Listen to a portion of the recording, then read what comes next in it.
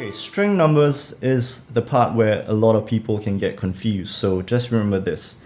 The thickest string that is closest to me, to my face, is the 6th string.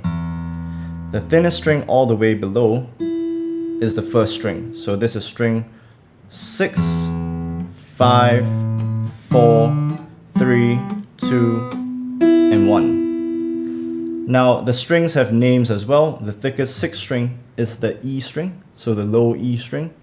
And then we have the A string, the D string, G, B, and finally the high E string.